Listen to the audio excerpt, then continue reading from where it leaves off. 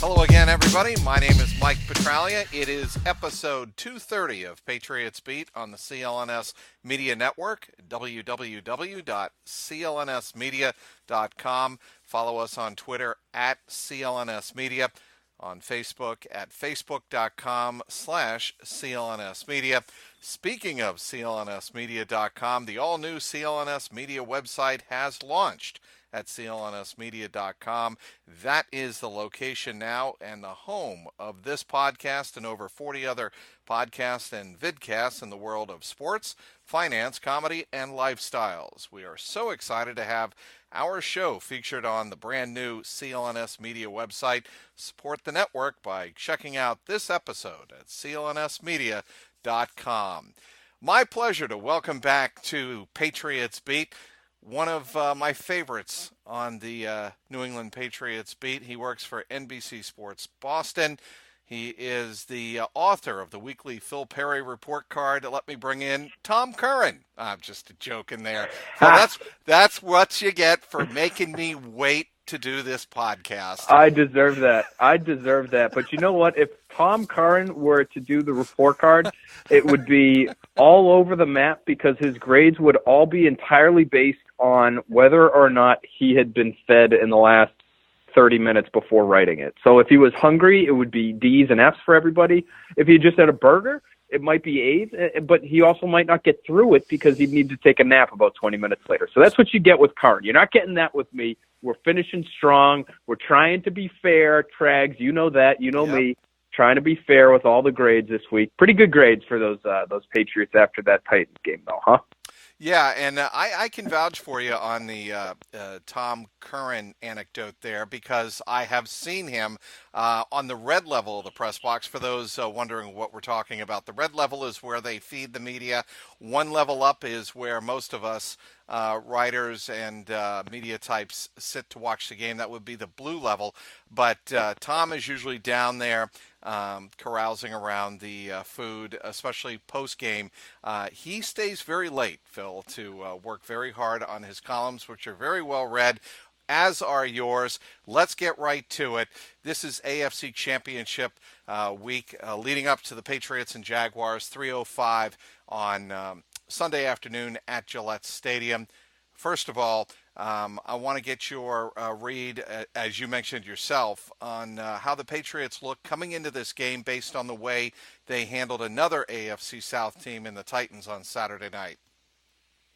Yeah, I thought really, Trags, going into that game against the Titans, that there weren't going to be a boatload of legitimate takeaways for us to dissect, just because the Titans, and I think most of us thought this going into the game, they're just not really on the same level as the Patriots, and I think that played out on Saturday. This was the varsity versus the JV, essentially. Pretty much. The one takeaway that I was really interested in gathering in terms of post-game was, and during the game, obviously, but just how did the quarterback look? I mean, the guy has, for the last month, maybe 5 weeks of the regular season, not really produced for, as up to the standard that he had set for himself earlier in the year. And so was he hurt?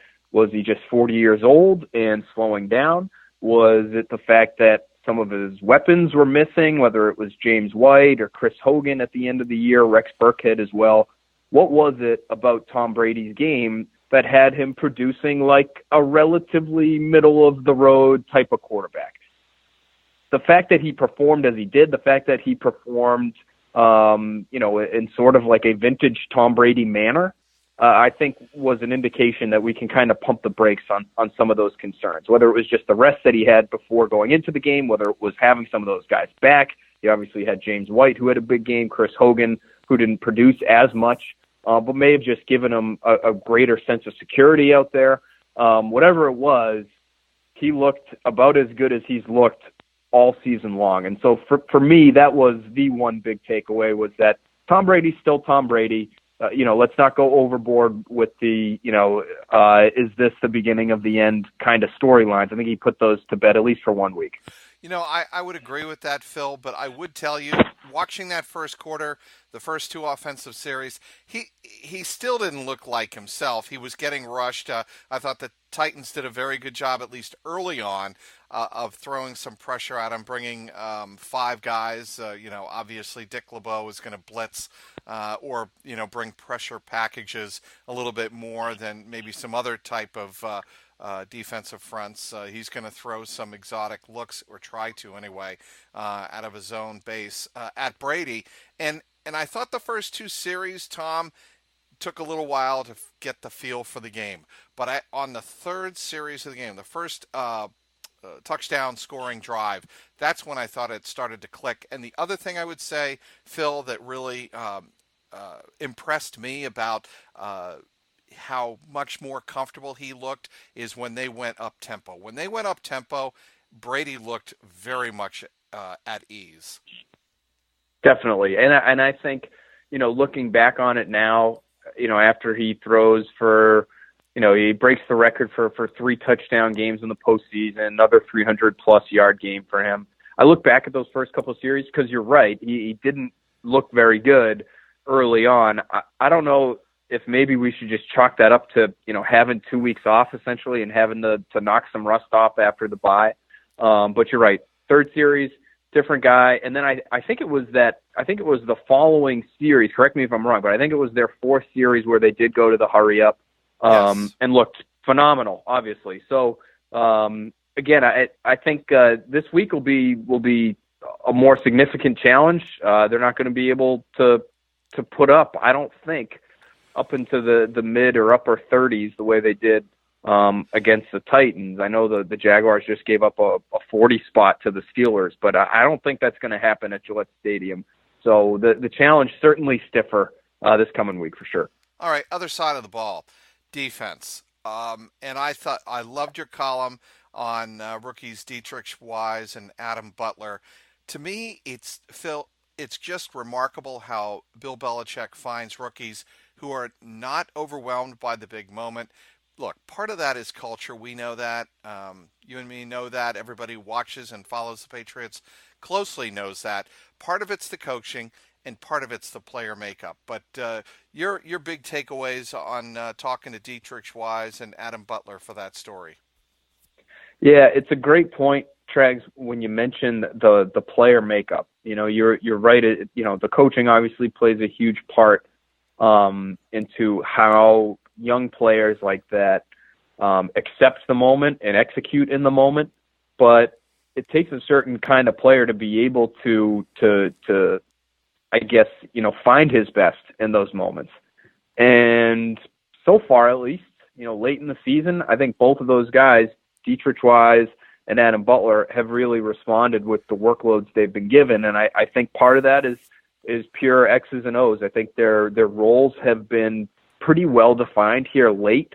It's amazing how they've been able to build depth along that defensive front as the season's gone on here. Even I would say mid-season, even into the later part of the season, when they were playing games, they had weeks where they were without Alan Branch, where they were without Trey Flowers, and you looked at that front and you said, who's going to be out there? Kyle Van Noy was injured for parts at the end of the season. You had Eric Lee that you were calling up from the Bills practice squad to play, starter level snaps on the edge. It was just a mess there up front. But now all of a sudden we're just a few weeks later here, and it feels like you've got some really good depth there to the point where Alan Branch was a healthy scratch. And you got guys like Ricky Jean Francois who are contributing significant plays. And Adam Butler and Dietrich Wise. And both of those guys, I think, have developed a lot of trust from the coaching staff because of the way they've taken the coaching, but because of who they are as people, and it allows them to do everything that they need to do off the field in terms of their preparation. They're taking coaching from their coaches, yeah, but they're also listening to the guys that are around them in that locker room, the stalls next to them, whether it's Lawrence Guy or it's Alan Branch or it's Malcolm Brown, who's actually really close in age to those two rookies, right, but, obviously has a few years experience, more than they do. And so they're both guys that I think are really open, that really want to be very good NFL players, and so and have been willing to do whatever they've needed to do to get there. And so that's why I say, it's a good point by you to bring up the makeup that these guys have, and I think it's something that the Patriots have certainly struggled with at times, but it's something that they do spend a lot of time on. Is okay, how is this guy going to buy in? How is he going to take coaching? When we look at picks, just going back that they've made that have been really surprising, whether it's Devin McCourty in the first round or it's Rutgers guys that nobody's heard of in the third round in Harmon and Logan Ryan. Even somebody like Jordan Richards, whose career hasn't panned out, obviously, and paid dividends the way you would want a second-round pick to. But the guy is great in the locker room by all accounts. He's smart. He does all the things that they want him to do. He's dependable in that he's there every day. He's available to them. He's willing to play multiple roles defensively on special teams. That's really important to them. And so, that they put so much value in that they are willing to go above and beyond what other teams might be because of things like buy-in and things like character. So, of course, are there misses? Sure. I mean, there's some very obvious ones, Aaron Hernandez being the most notable. But they do put so much time in that they feel like they can maybe get more from a player who maybe has B-level talent but is an A character guy as opposed to the A talent guy who may not be quite as willing to buy into what is really a difficult culture and a really difficult place to play by a lot of accounts. Speaking with the extraordinarily well-informed Phil Perry, Patriots writer and reporter covering New England's favorite football team for NBC Sports Boston. Listen up, Hoops fans. Basketball season is back, and now that your favorite hardwood heroes have returned to action, it's time for you to put your fantasy knowledge to the test to win huge cash prizes every night playing one-day fantasy basketball at DraftKings.com. At DraftKings, there are so many ways to play. Choose from public contests with huge cash prizes or private contests where you can compete against your friends. They've even got beginner and casual contests where you'll play against people of similar skill level. The best part, you get to draft a new team each day. And drafting a team is arguably the best part of fantasy. The only thing better, winning cold hard cash doing it. Just ask Dan from St. Louis or Jeremy from Austin. They both turned a $3 entry into $1,000. Huge cash prizes and bragging rights await only at DraftKings. Use code CLNS at DraftKings.com to play for free with your first deposit for your share of $10,000 in total prizes tonight. Do not wait. Use the code CLNS at DraftKings.com now to choose your lineup, and you can seriously cash in tonight. That's code CLNS only at DraftKings.com. The game inside the game. Minimum $5 deposit required. Eligibility restrictions apply. See DraftKings.com for details. Speaking again with Phil Perry of NBC Sports Boston covering the Patriots. All right, Phil, I asked Bill on the conference call on Monday about the speed of the Jags defense, and he mentioned the size. Marcel Darius, Malik Jackson, even the size of Jalen Ramsey, who has been boldly going with no other Jaguar would go this week, predicting a win over the New England Patriots on the road in the AFC title game. You asked Bill about the speed of their linebacking core and Miles Jack and Telvin Smith, who had a scoop and score on Sunday in Pittsburgh. So how do the Patriots go about attacking that defense? Yeah, it's going to be really interesting because this is a defense that the Patriots have seen before. You go back, you trace back the coordinator lineage, the coaching lineage. You're going to be looking at some really, I would say, similar looks that you saw when you played the Seahawks in the Super Bowl after the 2014 season. Even some of what you saw against the Falcons or what you expected to see against the Falcons. Remember that Super Bowl last year, what confused the Patriots was the fact that the Falcons came out and they played so much man-to-man. They were expecting a little bit more zone because this Jaguars team, like those others, is one of those cover 3 match, cover 3 zone clubs that really relies on its talent in the secondary to lock down on the outside and deep to allow the defenders at the second level, the linebackers, and obviously the guys up front to play really aggressively. And so, it all works together in that you have a front where you can get pressure without blitzing, even though the Jaguars will blitz occasionally. You can get to the quarterback relying on those guys. Some of the guys you mentioned, whether it's Malik Jackson or Calais Campbell, who's a Defensive Player of the Year candidate. You get some speed on the outside, and Yannick Ngakoue and Dante Fowler. Those guys want to get up the field. And when they're able to do that, and they're able to limit the amount of time that an opposing quarterback spends in the pocket, really all the quarterback then is left to do is to take the quick dump off that is usually available to him right, between, I would say, 5 and 7 yards beyond the line of scrimmage, where, their linebackers are typically dropping 2. And that cover 3, you've got your linebackers, maybe 5, starting about 5 yards off the line of scrimmage before the snap.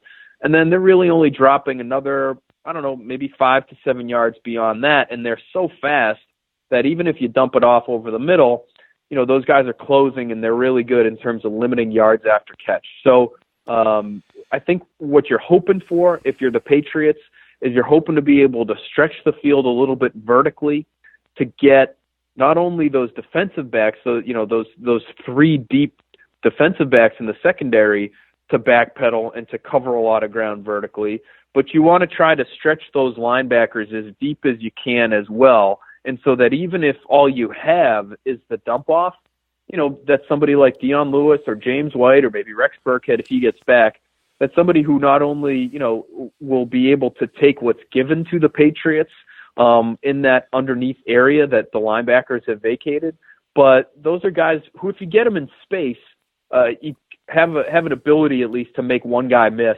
and pick up more than whatever it is, the 5 or 7 yards where he caught the football. So I think this could be a big, this could be a big Dion Lewis game, could be a big James White game, could be a big Rob Gronkowski game. I mean, cover 3, it's just too tough to try to match up with that guy, whether he's running down the seam or you could line him up outside. You remember in the Super Bowl against the Seahawks, it's a cover 3 team, but they will show what looks like, straight man at times.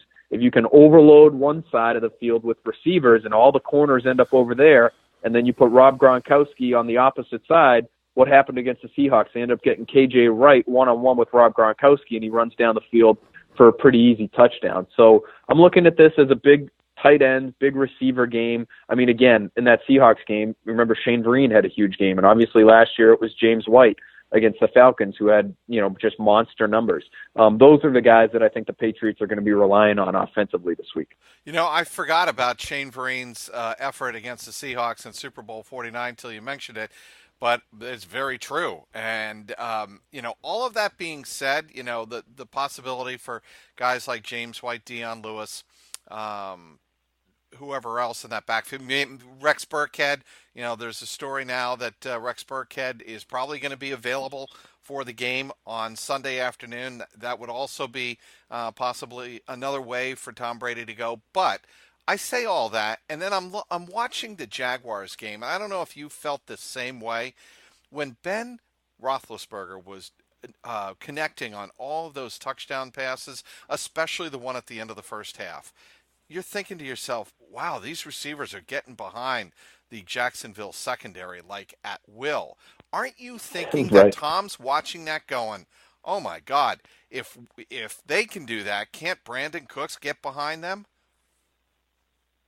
So it's a great point, and I think they will have to at least try some shots down the field tracks, again, because you want to stretch these guys as far as possible to open up some of those spaces between the linebacker level and the defensive line and the secondary and the linebacker level. So you have to keep them honest with some shots down the field. And so I do think they'll try it.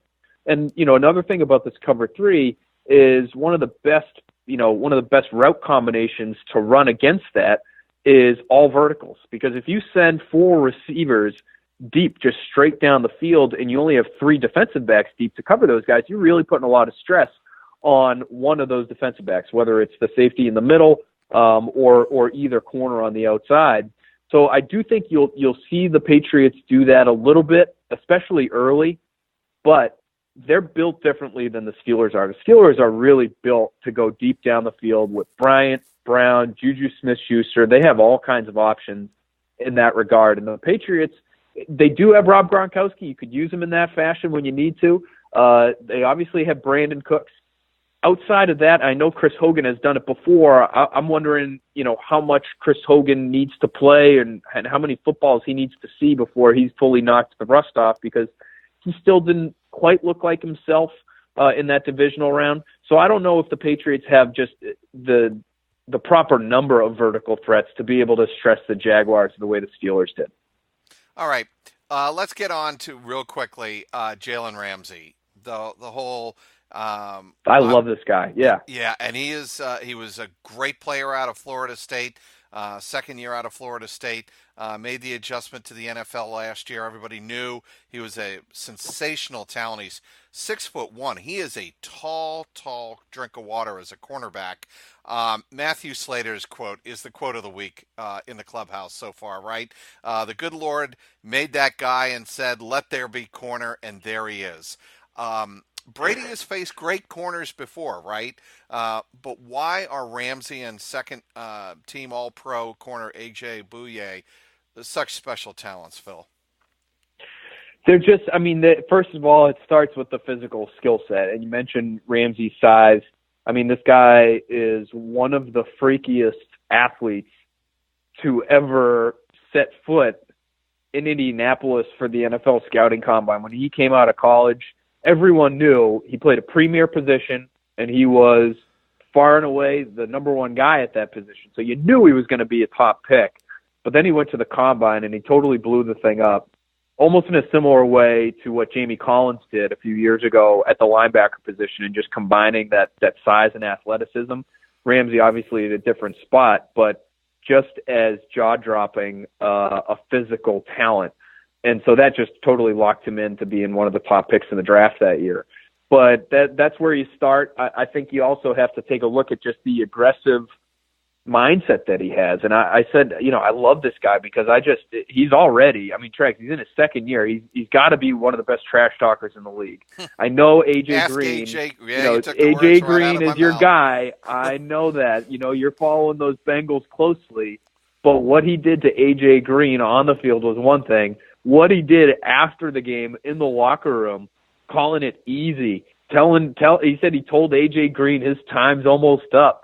He totally erased him, and then he went and talked the talk after the fact too. Basically, he had his feet kicked up in the locker room, sitting in the back of sitting in a recliner chair, just holding court with reporters. I love it. I love the confidence. I love the aggressiveness that he takes with him onto the field. And I think the scheme helps him too, because when you're playing that cover three, whether you're matching or not, your responsibilities are pretty easy. It's you either got the deep third of the field until you have to bail, and you can aggressively put your foot in the ground, come up and make a hit or make a play on the football. Or if you're matching, it's essentially man to man, and you've got the guy across from you, and you're gonna trace them all over the field. And that's what Stephon Gilmore loves to do. It's what Malcolm Butler loves to do. These guys are competitive alpha dog type of corners, and that's what Jalen Ramsey fits to a T. And I think AJ Bouye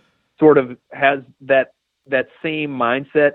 The physical skill set isn't quite what Ramsey's is in terms of just being able to have that size and be able to kind of impose his will physically on opposing receivers. But another incredibly talented, athletic guy. We saw that with the Texans last year. We'll see it again this year with the Patriots. This will not be a big Brandon Cooks game. This will not be a big Chris Hogan game, in my opinion. Maybe Danny Amendola can get open on some of those over routes. Maybe he's the guy who's finding some of those openings between the DBs and the linebackers this week in this game. But if you're thinking that this is the week where Cooks kind of gets off the schneid a little bit after what I thought was kind of a down game for him, in all honesty, and not kind of. It was a down game, really, no matter how you look at it. This isn't going to be the week. You might have to wait till the Super Bowl for that. Matt Patricia, Josh McDaniels, potential for distraction. Look, I don't think there really is potential for the distraction, Phil, only because That's just never been the MO of the Patriots to get distracted. And obviously, I would point out the 2004 team wasn't distracted when everybody and their brother knew that Romeo Crennel was leaving for the Chiefs. Charlie Weiss was off to Notre Dame. They won their second straight Super Bowl, third in 4 years. They just so happened to beat the Eagles in that title game. Phil, wouldn't it be ironic if they wound up playing the Eagles again in the Super Bowl? It really would be, and it would just be. I mean, it would just be such a riot. I know the tomato can talk has dominated. Not only headlines but the airwaves. We've done it on our station here. But imagine that if you had to go through the Titans and then Blake Bortles and the Jaguars and then Nick Foles in the Eagles to win your sixth Super Bowl.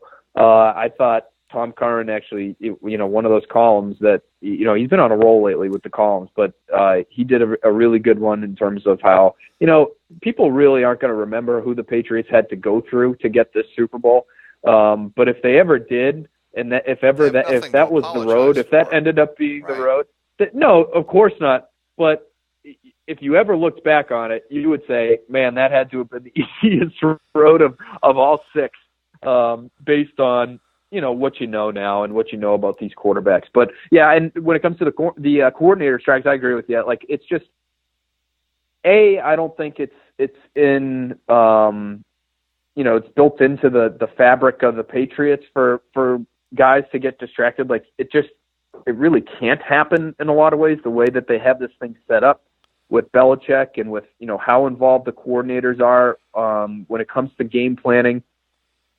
They have work to do. And, if they're busy thinking about what they're going to be doing with the Colts or what they're going to be doing with the Lions moving forward, that's, I think, quickly going to be snuffed out by their boss, who is on top of everything and, who knows how much work you're putting in and will call you out if you're not. And so I don't think it even gets to that point. And the rules help these guys out to some extent too. I mean, there's really nothing that they can do at this point to, first of all, it sounds like they're locks for their respective jobs, right? But there's nothing they can do to improve their candidacy at this point. They're not putting together a binder about what they do with Andrew Luck or how they run the defense, and let Jim Bob Cooter run the offense in Detroit. Like, all that stuff is over now. And so they really can, if they were ever distracted from their Patriots duties, it was during that bye week before the divisional round. And then I think, as soon as that came and went, you have to, when you're coaching for the Patriots, and these guys have both been doing it for a long time here, you have to learn how to move on to whatever task is next. And so a couple weeks ago, that was the Titans. Now it's the Jaguars. And even though there is news that's come out about how these guys are essentially locks for these positions, I don't think that's going to impact their preparation at all. Although I will say one thing that is worth watching for Patriots fans, and who knows when we'll find this out, is how does the fact that these guys are moving on impact the rest of the staff? And when I say that, I mean, who might be going with them? Who from the offensive side ends up with McDaniels in Indy? Who on the defensive side ends up with Patricia in Detroit to make that the Patriots Midwest, which it already is and would only be, more so after this. That part is interesting for me to follow because there's no clear-cut succession plan for either of these guys right now. We think it's Chad O'Shea for the offense. We think it's Brian Flores for the defense. But who's to say that those guys are around? Right. So, it could be a serious, brain drain, quote unquote, for Bill Belichick to have to deal with after the season. Well, we'll get to that. First of all, the season may have 2 more games left in it. So people listening to this are going, okay, I'm about ready to make my plane reservations. Maybe I'll try to make it early. They want a guarantee win for the Patriots from Phil Perry. Can you deliver? Man, I won't guarantee it, Trags. I will not. You're a smart man. I will say this. I do not see the Jaguars offense putting together more than one scoring drive against this Patriots defense. I also would say that the only chance the Jaguars have of keeping it close is by turning the Patriots over. And I think the Patriots know that. And while Tom Brady got a little bit loose with the football late in that season when it comes to the interception numbers, that will not be the case this week against the Jaguars. He knows that the fate of their season rests in his hands. And so I think you'll see him maybe be a little bit conservative with the football, in all honesty, because that is the only shot that they have of even keeping this thing close. So to me, it's a pretty easy prediction. Things can go crazy. Things can get weird. Blueprint to beat the Patriots is play tight coverage and get after the quarterback with 4. And the Jaguars can do that on paper. But I think the Patriots have seen this kind of defense. They've seen talented defenses. They've seen fast defenses in the recent past, and they've eventually figured those out. It hasn't always been pretty, but they have eventually figured them out. And I think that will again be the case this weekend. So right now, it's very early, Trags, but I'm going to give you my first score prediction of the week. Oh. And this may change. Don't hold me to it. Okay. But I'm going to go Patriots 23, Jaguars 3 in the AFC Championship game. Patriots going to Minnesota. I'm going to go with a repeat, plus 3 points. So repeat, what do I mean by repeat? The Patriots beat the Jaguars 20-6 in the 1996 AFC title game. I think it's going to be 23-6 Patriots this time. Oh, wow. Around. That's what we were right there. Yeah. Great minds, man. We're right on the same page with this one. I just don't see the Jaguars moving the ball, and we'll find out what happens on Sunday, but it would boggle my mind if the Jaguars were able to score north of 17 points, which is what everybody and their brother would think they're going to need to score to beat Tom Brady and company. Phil, you were tremendous, and I just want to get this shout in. Stay with CLNS all day on game day. That would be Championship Sunday this Sunday afternoon, starting with the CLNS Media New England Patriots pregame show with Alex Barth. That's a half hour before every game. Then you can catch the postgame show with Marvin Ezon and Mike Molyneux live after every single game on clnsmedia.com. Subscribe to both on iTunes and Stitcher and YouTube now. Also get daily team updates on the Patriots Newsfeed podcast with Tyler Trudeau. That's also available on the CLNS Media New England Patriots postgame show feed. Available once again on iTunes, Stitcher, YouTube, and the CLNS Media mobile app. Thanks again for downloading today's Patriots Beat. We want to once again thank our guest, Phil Perry from NBC Sports Boston. Phil, tell people how they can follow you one more time. You can follow me at Twitter. I'm at Phil A. Perry. Instagram, the same way, at Phil A. Perry. And be sure to just catch us on air. I mean, we're going to be absolutely inundating Trags people with Patriots coverage throughout the week. We had Quick Slants on Tuesday night. We got Patriots Wednesday tomorrow, 6 o'clock on NBC Sports Boston. You got your tailgate. That's at 6 o'clock on Thursday. And then the football fix is at 6 o'clock on Friday. We've got all kinds of pregame and postgame coverage to get you ready for the game and then to break it all down after it happens on Sunday. So you can find all of that on NBC Sports Boston and all of our written work, of course, on NBCSportsBoston.com. That is tremendous. We have just inundated our audience with plenty of Patriots options for everyone to follow following the Jacksonville Jaguars Patriots AFC title game. Be sure to hit up all of it, both at NBC Sports Boston and, of course, our sourcing at CLNS Media. You can also give my own personal account a follow at Trags, Trags. Today's sponsor was DraftKings. For Patriots content manager Mike Alonji, CLNS Media executive producer Larry H. Russell, the founder of the network Nick Gelso, thanks to everyone who tuned in. This is Mike Petralia, and this is the Patriots Beat podcast powered by CLNS Media.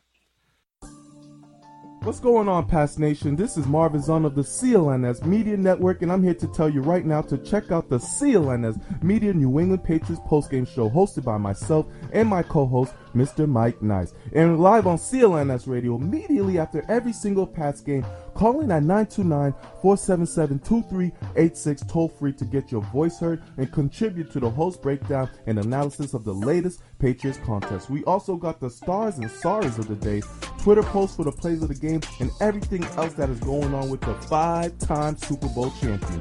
Subscribe to CLNS Media New England Patriots postgame show on iTunes and Stitcher, and the best way, download the free CLNS Media Network mobile app for on-demand listening anytime, any place, anywhere.